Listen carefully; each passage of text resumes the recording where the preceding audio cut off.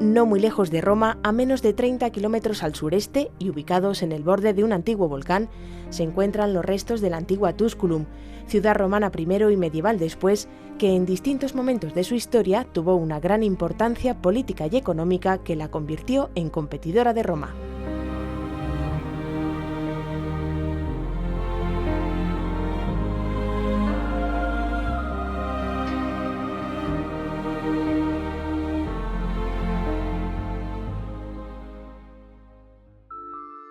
Fue el primer municipium romano y su territorio de Tusculum se caracterizaba por la presencia de una serie de villas de influyentes personajes.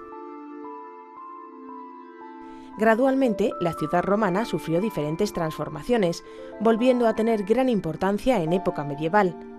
A finales del siglo XII, tras perder el apoyo del Papa y del Emperador, sufrió varios ataques de Roma hasta quedar destruida y abandonada en el año 1191.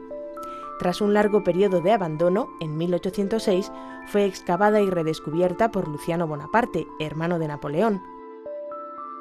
El yacimiento fue objeto de nuevas intervenciones arqueológicas y finalmente en 1994 la Escuela Española de Historia y Arqueología en Roma, perteneciente al Consejo Superior de Investigaciones Científicas, puso en marcha el proyecto Tusculum, que ha rescatado las claves de su historia. Comenzamos ahora un viaje a través de los edificios de Tusculum, desde la Acrópolis hasta el anfiteatro. La Acrópolis es el lugar más representativo de la ciudad. Aquí fue donde se fundó Tusculum antes de construir la ciudad romana en la parte occidental, en la llanura.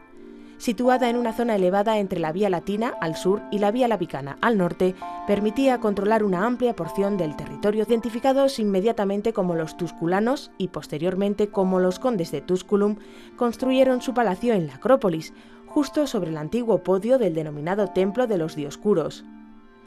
Los condes no solo controlaban la ciudad, sino también la vecina Roma, pues ocupaban los principales cargos laicos y también el papado. Fueron tusculanos los papas Benedicto VIII, Juan XIX y en esa época de esplendor se construyen en Tusculum varias iglesias. En la Acrópolis, junto al Palacio de los Condes, se encontraba la dedicada a la Santísima Trinidad. Fue un templo distribuido en 3 naves, de gran riqueza decorativa, capiteles y columnas de mármol, mosaicos, frescos y objetos de plata y oro.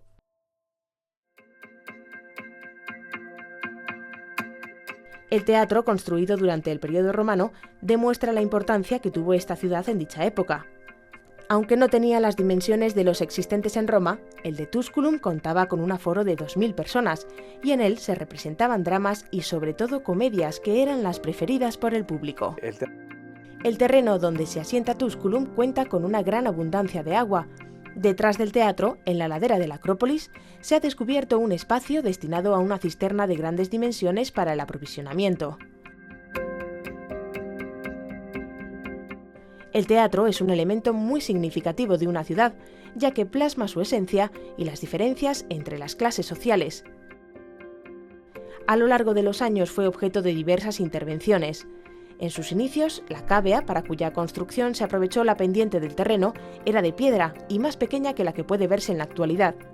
Lo mismo sucede con la escena, que en sus inicios contaba con elementos de madera, pero ya en época Julio-Claudia, en el siglo I, se sustituye por piedra revestida de mármol, que es como ha llegado hasta nuestros días.